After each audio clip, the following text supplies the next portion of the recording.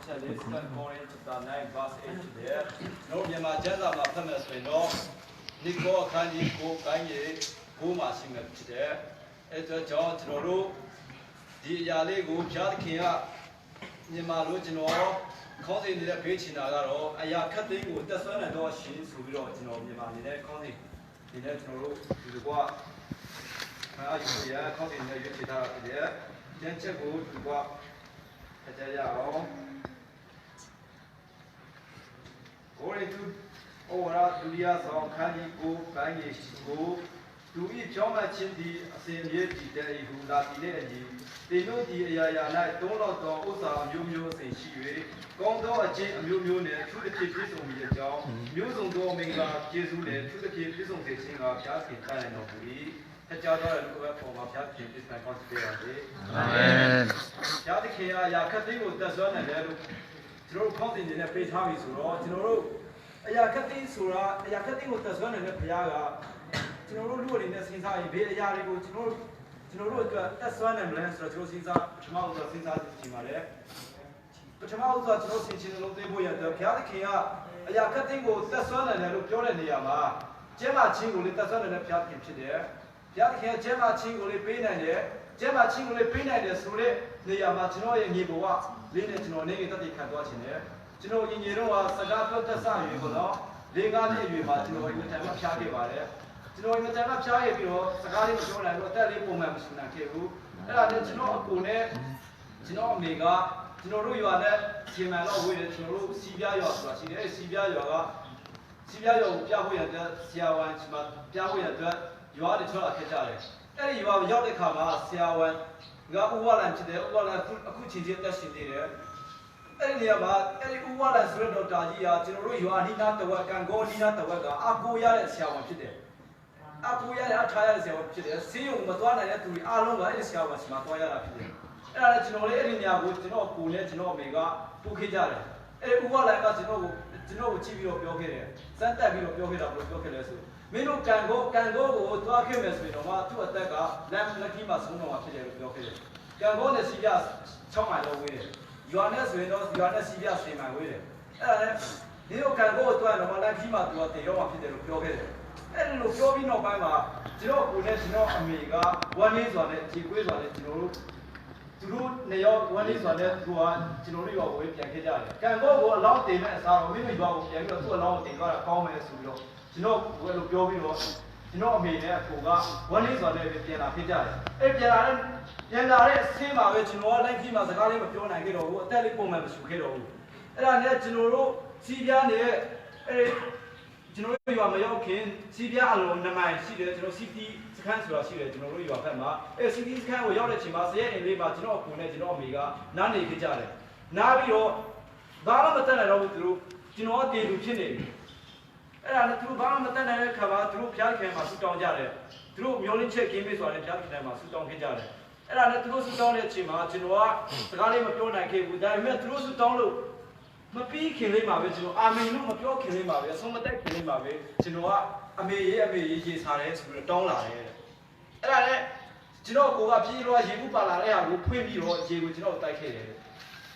အဲ့လိုလေကျွန်တော်ကအဲ့ဒီချိန်ကနေစပြီးတော့ဒီခုချိန်လေးကြက်ကြက်မှာရှိနေတာဖြစ်တယ်ပြောချင်တာကဒီအကြောင်းအရာတွေကိုကျွန်တော်မှတ်မိနေတယ်ဆိုတော့ကျွန်တော်အမေကလည်းအမြဲတမ်းပြောပြခဲ့တယ်ကျွန်တော်ညီလေးရစားအခုချိန်လေးကျွန်တော်ကိုကလေကံကောမှာရှိတဲ့ကိုကလေကျွန်တော်ကိုအမြဲတမ်းပြောပြခဲ့တယ်အဲ့ဒါကြောင့်ကျွန်တော်မှတ်မိနိုင်တာဖြစ်တယ်ဆိုလိုတာကဒီနေရာမှာကျွန်တော်ရဲ့ကိုယ်ပိုင်သက်သေအဖြစ်ကျွန်တော်ကိုယ်တိုင်အတွေ့အကြုံအဖြစ်ဘုရားသခင်ဟာကျမ်းမာခြင်းကိုလေးပေးနိုင်တယ်ဆိုတာကိုကျွန်တော်အတိတ်ကဝင်ကားသွားချင်တာဖြစ်တယ်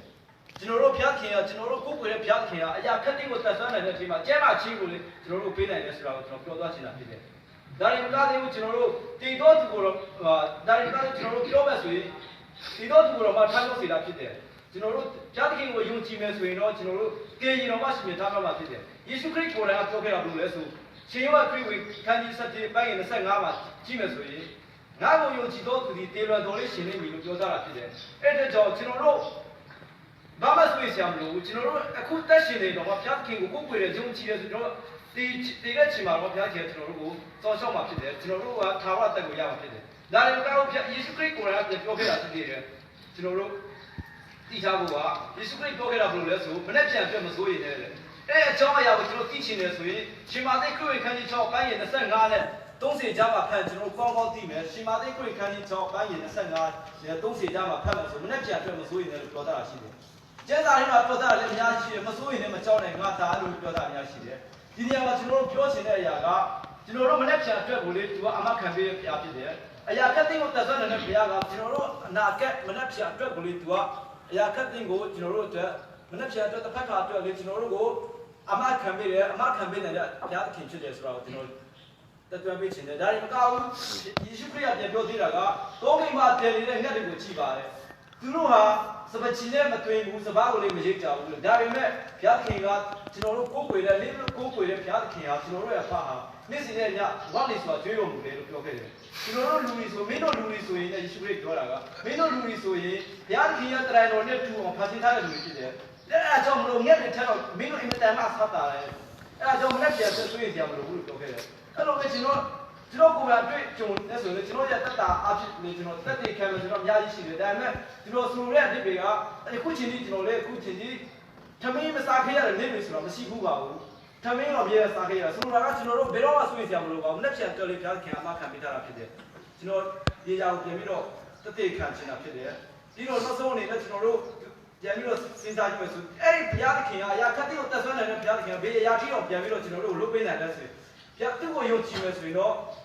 လို့သူကဘယ်လိုပြန်လုပ်ပေးသေးလဲဆိုကျွန်တော်တို့အပြစ်သားတွေဖြစ်တယ်အပြစ်သားတွေအဖြစ်ကိုမုန်းဝင်မဲ့အပြစ်သားတွေကိုချစ်တဲ့ဘုရားသခင်ကသူ့ရဲ့သားတူဒီတော်သားတော်ကိုလေလောကီသားတွေကိုချစ်တဲ့လောကစီကိုဆေလွတ်ခဲ့တယ်ကားတိုင်းမှာတင်ခံခဲ့တဲ့3ရက်နှုတ်တဲ့နေ့မှာထားမြောက်ခဲ့တယ်အဲ့ဒါကိုကျွန်တော်တို့ယုံကြည်မယ်ဆိုရင်တော့သူပေးဆက်ခဲ့တဲ့အရာတွေကိုကျွန်တော်တို့ယုံကြည်မယ်ဆိုရင်တော့ကျွန်တော်တို့ number 1အတွက်အနာဂတ်အတွက်ထာဝရတက်ကိုလေရမယ်။ KD ချင်းဆိုတော့ကျွန်တော်တို့ခရိယာတွေယုံကြည်မျှော်လင့်နေတဲ့ KD ချင်းဆိုတဲ့အရာကိုကျွန်တော်ရနိုင်မှာဖြစ်တယ်။ KD ချင်းကိုလေပေးလာတဲ့ဘုရားသခင်ဖြစ်တယ်။ကျွန်တော်တို့ကခုလက်ရှိနဲ့တော်တော်တော့အနာဂတ်နဲ့တော်တော်ကျွန်တော်တို့ရဲ့ KD ချင်းကိုလေယုံကြည်စိတ်ချရတော့ဒီသူကပေးနိုင်တဲ့အရာဖြစ်တယ်။ပေးနိုင်တဲ့အရှင်ဖြစ်တယ်။ကျွန်တော်တို့ဒုက္ခတွေနဲ့ကြုံနေသလား။ကျွန်တော်တို့မချမ်းမဖြစ်နေသလား။ကျွန်တော်တို့အလုံးစုံကိုတက်ဆက်နေတဲ့အရှင်ကိုခေါ်ချလိုက်ပါကျွန်တော်တို့အခန်းမှာရှိနေတော့ကျွန်တော်တို့အခန်းရှိတဲ့နေရာနဲ့ကြောက်ခေါ်ကြည့်လိုက်ပါကျွန်တော်တို့ပူပင်တော့ကရောက်နေသလားမနေ့ပြန်တွေ့စိုးရိမ်နေသလားကျွန်တော်တို့ကိုယ့်ကိုသင်ချင်ကြရအောင်အဲ့လိုစိုးရိမ်နေရဆို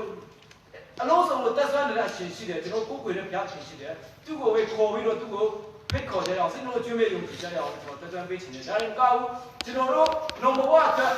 ကျွန်တော်တည်ရင်ဝတ်ဖြစ်မလားချက်ဖြစ်မလားတရိစ္ဆာန်ဖြစ်မလားစိုးရိမ်နေသလားအဲ့ဒါမစိုးရိမ်ပါနဲ့အရာခက်တိကိုတက်ဆွမ်းနေတဲ့အရှင်ရှိတယ်သူ့ကိုယုံကြည်အားကိုးလိုက်ပါသူ့ကိုယုံကြည်မယ်ဆိုရင်ထာဝရတက်ကိုရမှာဖြစ်တယ်ထာဝရတက်ကိုရတဲ့ပြင်ကျွန်တော်တို့မျိုးရင်းဆောင်စားတဲ့ကောင်းကင်နိုင်ငံကိုလည်းကျွန်တော်တို့ရောက်မှာဖြစ်တယ်ဂေရင်ချစ်ဆိုတဲ့အရာကိုကျွန်တော်ရနိုင်မှာဖြစ်တယ်အဲ့လိုပဲကျွန်တော်တို့ဘုရားသခင်ကိုကိုးကွယ်နိုင်တဲ့သူဘုရားသခင်ကိုရှော့ရပြီးတော့ဘုရားသခင်ကိုစိတ်နှလုံးကျွေးမဲ့ကိုးကွယ်နိုင်တဲ့သူဖြစ်ဖို့ရန်ဆိုဘုရားသခင်ကကျွန်တော်တို့သားသမီးရောက်စီတဲ့ကိုလိုရှိတာဖြစ်တယ်ကျွန်တော်တို့ဘယ်နေရာရောက်အခန်းမှာပဲနေကျွန်တော်တို့တော့ပါပဲနေတောင်အောက်ပါပဲနေဘုရားသခင်အလုံးစုံကိုကြည့်တာဖြစ်တယ်ခေါင်းစဉ်တက်ထားတာကလေးကကျွန်တော်တို့အလုံးစုံကိုအရာခက်သိမ်းကိုတက်ဆွမ်းတဲ့တော့အရှင်ဖြစ်တယ်လို့ကျွန်တော်ခေါင်းစဉ်ပေးထားတာဖြစ်တယ်ကျွန်တော်ကပြီးတာဒီမဟုတ်ကျွန်တော်တို့ BTS ကျောင်းတော်ကြီးရဲ့မို့တူလေးဖြစ်တယ် Go SAB ဆိုပြီးတော့ကျွန်တော်တို့အင်္ဂလိပ်လိုပေးထားတဲ့အရာဖြစ်တယ်ဒီအရာကိုကြည့်ရှင်းရပြီးကျွန်တော်တို့ကိုယ်ကိုယ်ရဲ့ဘုရားသခင်ဟာဆိုရင်အရာခက်သိမ်းကိုတက်ဆွမ်းတယ်လဲဆိုတာကိုကျွန်တော်တို့မတိခဲ့ရင်တော့မှကျွန်တော်တို့မတိခဲ့သေးဘူးဆိုရင်တော့ကျွန်တော်တို့ယခုချိန်မှစပြီးတော့ကြည့်ပြီးတော့ယုံကြည်ကိုယ်ကိုယ်နဲ့တဲ့သူဖြစ်ဖို့ရတဲ့ကျမ်းစာကိုရောက်စီတဲ့ဘုရားဘုရားတည်တည်ပိုင်ကောင်းချီးပေးပါစေအာမင် Okay, feedback.